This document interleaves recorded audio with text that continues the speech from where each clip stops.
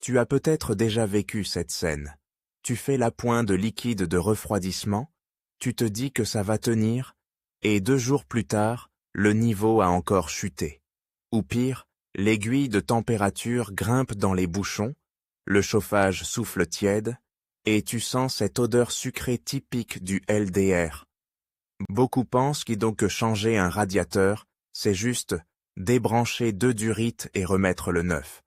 Et pourtant, c'est exactement le genre d'intervention qui se termine souvent par une fuite ou une surchauffe, alors que la pièce est neuve.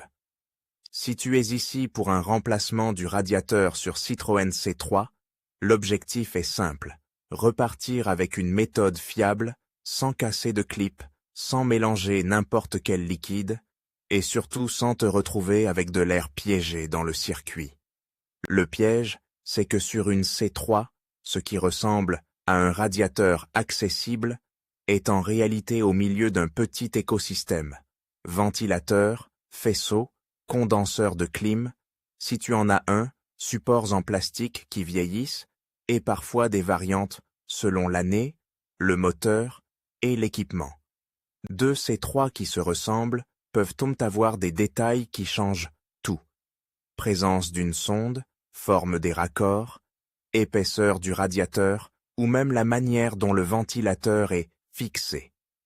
Et si tu te trompes de référence, tu peux te retrouver à forcer au montage, à tordre une patte ou à mettre une contrainte sur une durite. Ça ne fuit pas tout de suite, ça fuit après quelques cycles chauds, froids. Et là, tu doutes de tout. Avant même de parler démontage, il faut être sûr que le radiateur est bien le coupable. Parce que remplacer un radiateur alors que le problème vient d'ailleurs, c'est la meilleure façon de perdre un week-end et de garder la même panne. Une fuite de radiateur, ça laisse souvent des traces très parlantes, des zones humides sur les côtés du faisceau, des dépôts de blanchâtre ou rosé selon le liquide, des ailettes collées par une sorte de croûte, ou un bas de radiateur gras et humide. Parfois, tu vois carrément une micro-fissure sur une cuve plastique, surtout près d'un sertissage. Si tu as un cache sous moteur, regarde aussi dessous. Le liquide peut couler et se promener, donc la flaque n'est pas toujours juste sous la fuite. Ensuite, observe le comportement. Si tu perds du liquide mais que la température reste stable, ça peut être une fuite externe, simple. Si tu surchauffes, surtout à l'arrêt, pense aussi au ventilateur qui ne déclenche pas, à un relais, à une résistance selon version, ou à un faisceau fatigué. Si tu surchauffes sur route et que le chauffage habitacle devient froid quand tu accélères, ça ressemble beaucoup à de l'air dans le circuit, ou à une circulation perturbée. Et si tu as de la mayonnaise sous le bouchon d'huile, une fumée blanche persistante, ou une pression anormale dans le circuit à froid, là on sort du radiateur et on entre dans des problèmes plus lourds. L'idée n'est pas de te faire peur, mais de ne pas te raconter une histoire. Un radiateur neuf ne corrigera pas un thermostat bloqué, un bouchon de vase d'expansion qui ne tient plus la pression, ou une pompe à eau qui ne fait plus circuler correctement. Parlons justement du bouchon et du vase. C'est bête, mais un bouchon qui ne régule plus la pression peut provoquer des pertes par débordement, ou, au contraire, mettre le circuit en surpression et faire suinter les points faibles. Avant d'acheter un radiateur, vérifie si tu vois des traces de liquide autour du vase, sur le trop-plein ou sur les durites proches. Et regarde l'état des durites, si elles sont craquelées, gonflées ou mollettes au toucher, tu peux changer le radiateur et te retrouver avec une durite qui lâche juste après, parce que tu l'as manipulée. Une fois que tu es raisonnablement sûr que le radiateur est en cause, la deuxième difficulté, c'est de choisir la bonne pièce. Ne te fie pas à la couleur du plastique ou à une photo approximative. Sur C3, les différences avec ou sans clim comptent, parce que le radiateur moteur travaille en tandem avec le condenseur de clim devant. Les fixations, l'épaisseur et l'empilement peuvent body changer. Certaines versions ont des capteurs ou des montages de ventilateurs différents. Le plus sûr, c'est de partir de ton immatriculation ou du VIN, ou, au minimum de l'année, du moteur, et de vérifier la forme des raccords de durite. Et si tu compares l'ancien et le neuf, compare tout. Position des pions de centrage, emplacement des cils en bloc, et surtout les portées de des durites. Un radiateur presque pareil est souvent le début des ennuis. Côté préparation, ne sous-estime pas l'outillage et les consommables. Tu as besoin de quoi? D'abord, de quoi récupérer proprement le liquide de refroidissement, parce que c'est toxique et ça ne doit pas finir au sol. Prévois aussi des colliers neufs, si tes colliers sont des modèles à ressort fatigués, ou des colliers à vis déjà marqués. Beaucoup de fuites après intervention viennent de là. On remonte avec un collier qui a déjà vécu. Il serre mal, et dès que ça chauffe, ça suinte. Prévois aussi un peu de nettoyant et des chiffons, parce que remonter sur une zone sale, c'est se priver de la possibilité de repérer une fuite ensuite. Et surtout, travaille, moteur froid. Pas tiède. Froid. Un circuit sous pression peut te brûler, et en plus tu vas te battre contre un liquide qui gicle et de l'air qui rentre n'importe comment. Maintenant, l'accès.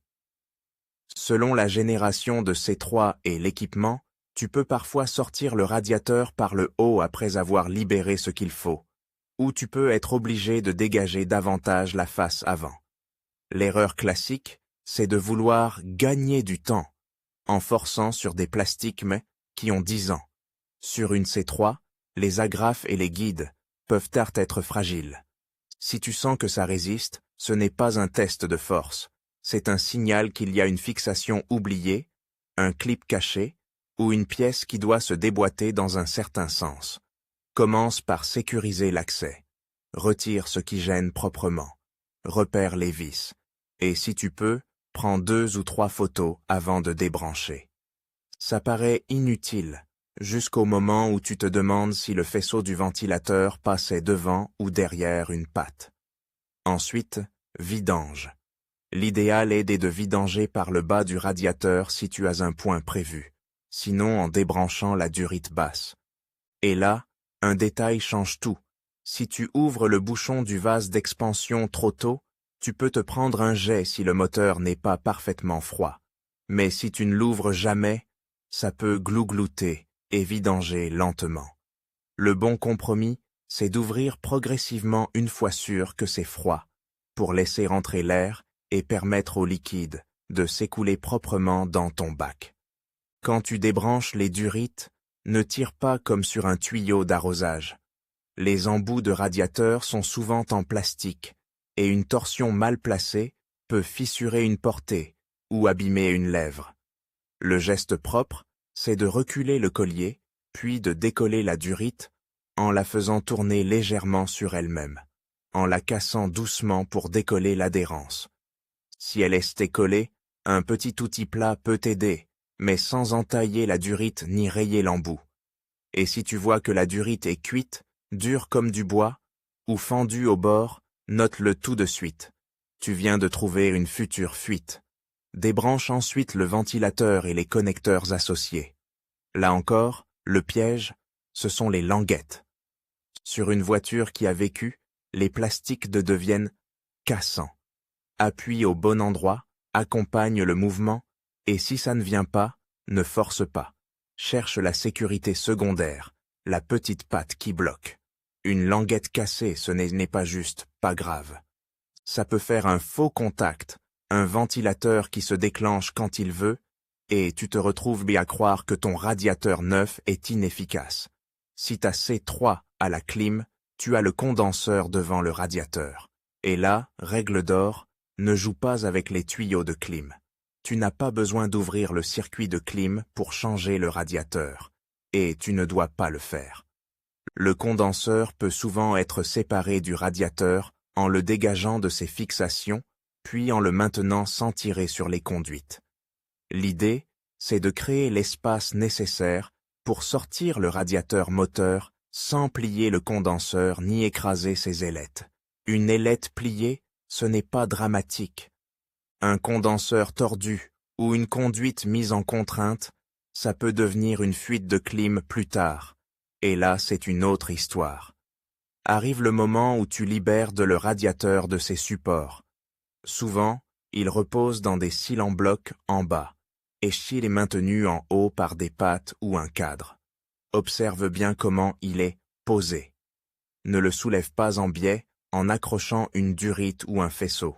Sors-le doucement en contrôlant les coins parce que les ailettes sont fragiles et se plient facilement. Et surtout, ne pose pas le radiateur neuf face contre le sol. Les ailettes, c'est ce qui échange la chaleur. Si tu les écrases, tu réduis l'efficacité. Avant de remonter, compare l'ancien et le neuf côte à côte. Pas juste, ça a l'air pareil. Vérifie les points de fixation, la position des raccords, la présence des logements de sealant block et l'emplacement du ventilateur. Souvent, tu dois transférer des éléments. Sealant block, support, parfois une sonde ou un thermocontact selon montage, et bien sûr le groupe ventilateur si le radiateur était vendu nu. C'est là que beaucoup se font piéger. Ils remontent le ventilateur un peu de travers, ou ils pincent un faisceau entre le cadre et le radiateur. Ça tient, jusqu'à ce que ça vibre. Et ensuite, tu as un fil coupé, ou une cosse arrachée. Au remontage, pense alignement, avant serrage. Le radiateur doit se poser naturellement dans ses logements. Si tu dois forcer pour faire entrer une vis, c'est que quelque chose n'est pas en face. Et si tu serres en contrainte, tu crées une tension qui peut fissurer une cuve plastique avec le temps. Remédie les durites en t'assurant qu'elles vont jusqu'à la butée, qu'elles ne sont pas en biais, et que le collier se place sur la zone prévue, pas sur le bord. Un collier trop près du bord, c'est une fuite assurée. Un collier trop loin, c'est une durite qui peut se déboîter sous pression. Et maintenant, la partie qui fait la différence entre ça marche et j'ai un problème. Le remplissage et la purge. C'est ici que le remplacement simple se transforme en casse-tête si on le fait à l'approximation. Le circuit de refroidissement n'aime pas l'air. L'air se comprime, il se déplace, il se coince dans les points hauts et il empêche la circulation. Résultat, tu peux avoir une température qui monte d'un coup, un chauffage habitacle qui souffle froid, et un ventilateur qui se déclenche trop tard, ou de manière erratique. Et toi, tu regardes ton radiateur neuf en te demandant ce qu'il a. Avant de remplir, choisis un liquide compatible avec les préconisations du constructeur. Ne te fie pas à la couleur.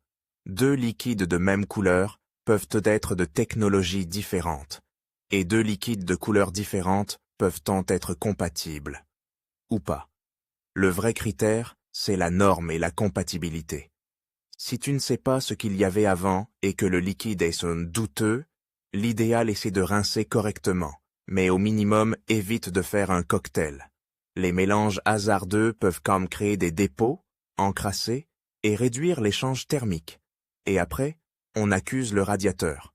Le remplissage se fait lentement, très lentement. Tu verses, tu laisses descendre, tu masques doucement les grosses deuilles durites pour aider l'air à remonter.